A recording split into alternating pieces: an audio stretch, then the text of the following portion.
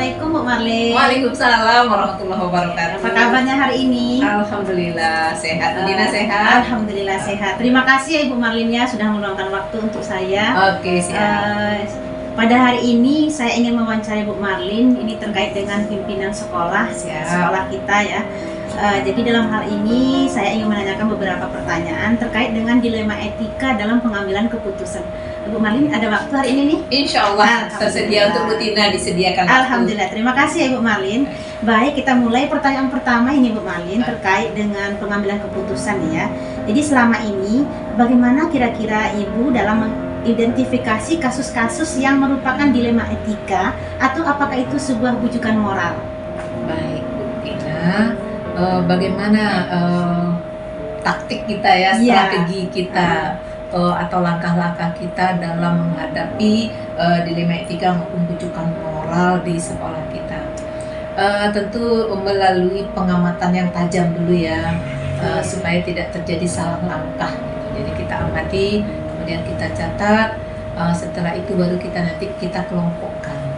Mana yang kelompoknya A, mana yang kelompoknya B, mana yang bisa kita ambil keputusannya yang benar, mana yang mungkin bisa kita kesampingkan dulu. Jadi memang kehati-hatian di sana Bu Tina. Oke, terima kasih Bu Marlin. Artinya di sini ada tahapan-tahapan ya, mulai dari pengamatan, pencatatan sampai pengklasifikasian. Oke, terima kasih. Baik, pertanyaan kedua Bu Marlin, bagaimana cara Ibu menjalankan pengambilan keputusan di sekolah ini, terutama untuk kasus-kasus di mana ada dua kepentingan yang sama-sama benar atau sama-sama mengandung nilai kebajikan begitu. Iya, ini perlu kehati-hatian, perlu kebijakan dan perlu kebijaksanaan di sana. Karena kita tidak mau satu diuntungkan, satu lagi dirugikan. Tentu kita amati dulu, kita diskusikan dulu apa sebenarnya langkah tercepat, langkah terbaik untuk pencapaian visi dan misi sekolah kita. Jadi mengambil keputusan itu memang tidak boleh buru-buru, tidak boleh gegabah. Memang harus melalui diskusi dulu, pengamatan dulu dan segala macam. Oke, berarti ada kebijaksanaan di sini ya. Nah, yang berikutnya Bu Marlin.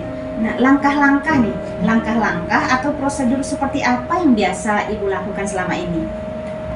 Langkah yang biasa kita lakukan, pertama kadang-kadang kita mendengarkan dulu ya, mendengarkan dulu persoalan-persoalan yang mungkin terjadi, kemudian kita catat, kita identifikasi, kemudian baru nanti kita diskusikan. Oke, jadi ada langkah-langkah yang jelas ya di sini. Baik, lalu hal-hal apa saja yang selama ini Ibu anggap efektif dalam pengambilan keputusan pada kasus-kasus dilema etika? Pertama, ketenangan dan tidak terburu-buru, kemudian berdiskusi secara intens dengan guru-guru kita ataukah dengan siswa kita. Kita memang lakukan diskusi secara intens dan tidak buru-buru. Oke. Tadi langkah-langkah sudah ya, yang efektifnya juga sudah. Nah, sekarang tentang tantangan ya Bu Marlin ya. Selama ini tantangan apa nih dalam pengambilan keputusan pada kasus-kasus dilema etika ini?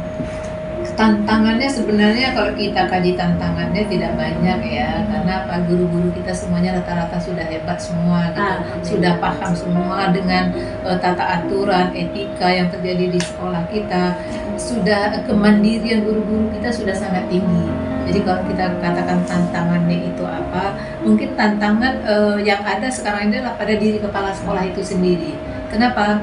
Karena guru-guru kita yang hampir 70% itu adalah guru honor, dan ketika melibatkan guru lebih banyak di sekolah, itu menjadi tantangan tersendiri bagi kepala sekolah. Tenaganya kita pakai sedemikian rupa, sementara pendapatan beliau, teman-teman guru kita masih sangat sedikit. Itu tantangannya. Oh gitu ya Bu Marlin. Oke.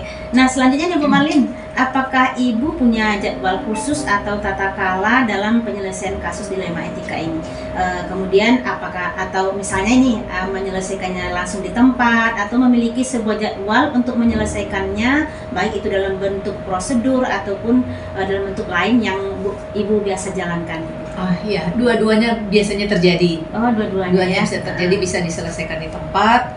Kalau memang kasus itu sangat membutuhkan penanganannya cepat. kayak urgent ya. Iya, urgent itu memang harus diselesaikan segera. Oke. Namun apabila kasus itu bisa kita kelompokkan, ada beberapa kasus yang sama, mungkin bisa kita tunda, akan kita tunda. Gitu. Berarti ketika kasus itu tidak urgent maka Iya. akan dijadwalkan. Akan ya? dijadwalkan, bukan tidak dijalankan, Oh. tapi dijadwal. Iya, Supaya lebih tenang dalam mengambil keputusan. Iya, benar Bu Mali. Nah, selanjutnya nih, apakah ada seseorang atau faktor-faktor apa yang selama ini mempermudah atau membantu Bu Marlin dalam pengambilan keputusan pada kasus-kasus dilema etika ini? Faktor pendukung pertama kita adalah sekolah penggerak, itu faktor utama. Kemudian faktor kedua, guru-guru hebat kita. Iya, Itu yang berarti sangat- ada guru ya, Iya. kemudian juga ada faktor pendukung dari sekolah Ada. kita sebagai sekolah penggerak. Iya. Luar biasa sekali Bu Iya. Marlin ya. Nah, yang terakhir nih Bu Marlin ya. Oke. Dari semua hal yang telah tadi Ibu sampaikan, pembelajaran apa yang dapat Ibu petik dari pengalaman dalam pengambilan keputusan dilema etika ini? Guru kita bisa melibatkan banyak orang. Kita bisa melibatkan banyak orang dalam mengambil keputusan, sehingga kepala sekolah itu tidak sendiri. Kepala sekolah itu punya rekan-rekan yang hebat untuk menyelesaikan suatu persoalan atau mengambil keputusan. Oke, berarti ada kolaborasi dan kerjasama Iya. yang hebat ya. Iya. Oke, mungkin itu Bu Marlin pada pertemuan hari ini untuk wawancaranya. Saya sangat berterima kasih sekali atas waktu dari Bu Marlin telah meluangkan pada siang hari ini. Terima kasih. Assalamualaikum warahmatullahi Bu Marlin berdoa semoga Bu Tina tetap sukses Amin ya dalam Rabbal menjalankan Alamin. tugas sehari-hari. Terima kasih Bu Marlin. Oke, Bu Tina, Oke. sukses.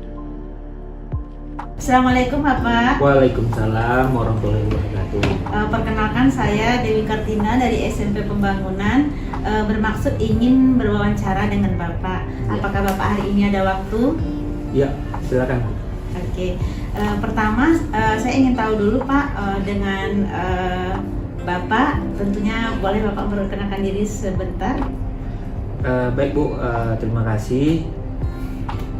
Perkenalkan saya Afrizal, SSI MPD, Kepala Sekolah SMA Pembangunan Laboratorium UNP. Saya juga guru penggerak angkatan 7. Alhamdulillah, terima kasih ya Pak. Ini mengenai cara Bapak dalam mengambil keputusan nih Pak ya, terutama tentang dilema etika dan juga bujukan moral. Nah, mungkin Bapak juga sudah sangat berpengalaman ini ya sebagai pimpinan, kemudian juga sudah sebagai seorang guru penggerak begitu Pak ya. Yang pertama, bagaimana cara Bapak dalam mengidentifikasi kasus yang merupakan dilema etika atau bujukan moral? Iya, untuk kasus-kasus yang pertama tentu saya mengamati dulu suatu permasalahan yang terjadi, ya, kemudian mengumpulkan informasi yang faktual dan menentukan suatu keputusan mengacu berdasarkan aturan yang ada. Oke Pak.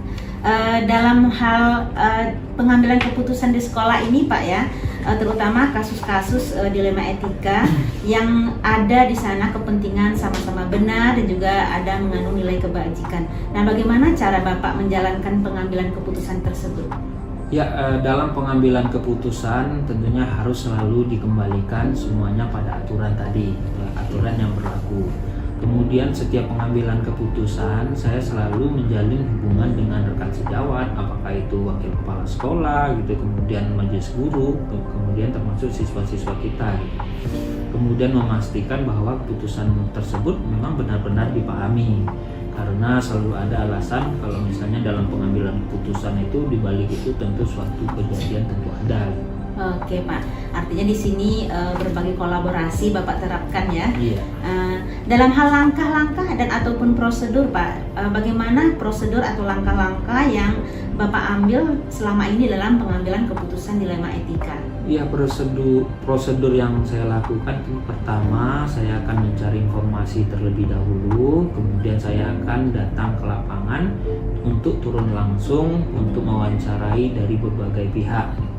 Lalu setelah itu saya menganalisis untuk diambil keputusan yang terbaik. Oke Pak, hal apa kira-kira Pak yang Bapak anggap efektif dalam pengambilan keputusan dilema etika ini? Ya, kalau saya merasa suatu pengambilan keputusan itu efektif itu apabila dilakukan dengan spontanitas gitu ya, tergantung sih objek permasalahan seperti apa gitu ya. Kemudian saya berdiskusi dengan tim gitu, tim manajemen sekolah, apakah itu wakil tadi, apakah itu dewan guru, termasuk siswa kita juga. Tentu kita minta pendapat mereka gitu. Ya supaya kita mendengar pendapatnya supaya ada keputusan bersama. Oke Pak. Nah dalam setiap perbuatan ataupun yang kita lakukan pasti ada tantangannya ya Pak ya. Hal-hal apa saja nih Pak yang merupakan tantangan bagi Bapak dalam pengambilan keputusan pada kasus dilema etika ini? Ya tantangan yang dihadapi dalam pengambilan keputusan gitu ya. Ya apabila kurang bisa diterima gitu. Ya sebab tentu saja kita harus bisa meyakinkan orang-orang yang terlibat dengan keputusan kita. Oke Pak, apakah Bapak punya jadwal khusus atau tata krala nih dalam penyelesaian kasus dilema etika ini, ataukah Bapak mungkin menyelesaikannya di tempat secara langsung atau bagaimana Pak? Ya untuk jadwal tertentu kita tidak ada gitu ya. Pokoknya harus bisa diselesaikan dengan baik gitu, dengan sesegera mungkin. Masalah tersebut. Apalagi jika kasusnya urgent ya. Iya, urgent. Oke, berarti diselesaikan secara langsung ya Iya. Pak. Nah, dalam hal mengambil keputusan ini Pak, apakah ada seseorang atau faktor-faktor lain nih yang mempermudah atau membantu Bapak dalam pengambilan keputusan dilema etika ini? Ya faktor-faktor yang memudahkan adalah berasal dari adanya dukungan jajaran tadi gitu ya. Dukungan dari apakah itu wakil kepala sekolah, apakah itu guru, termasuk ya OSIS ya, perwakilan dari siswa-siswa kita gitu. Iya, oke Pak. Nah terakhir nih Pak ya, dari semua hal yang telah Bapak sampaikan, pembelajaran apa kira-kira yang Bapak dapat petik dari pengalaman dalam menyelesaikan kasus dilema etika? Ya dalam pengambilan keputusan semuanya tentu merupakan pengalaman gitu ya. Ya pengalaman itu kan adalah guru yang terbaik gitu ya. Iya betul. Itulah hal yang terbaik. Jadi semuanya menjadi pengalaman tersendiri ya Pak Iya. ya. Oke. Terima kasih Pak atas waktunya pada hari ini. Bapak telah meluangkan waktu di tengah-tengah kesibukan Bapak sebagai seorang kepala sekolah yang sekolahnya luar biasa sekali saya lihat ya Pak ya. Iya, terima kasih. Semoga Bapak semakin sukses dan Amin. semoga apa yang saya dapat ini dapat saya jadikan pelajaran yang berharga. Iya. Oke, terima kasih ya Pak. Iya. Assalamualaikum. Waalaikumsalam.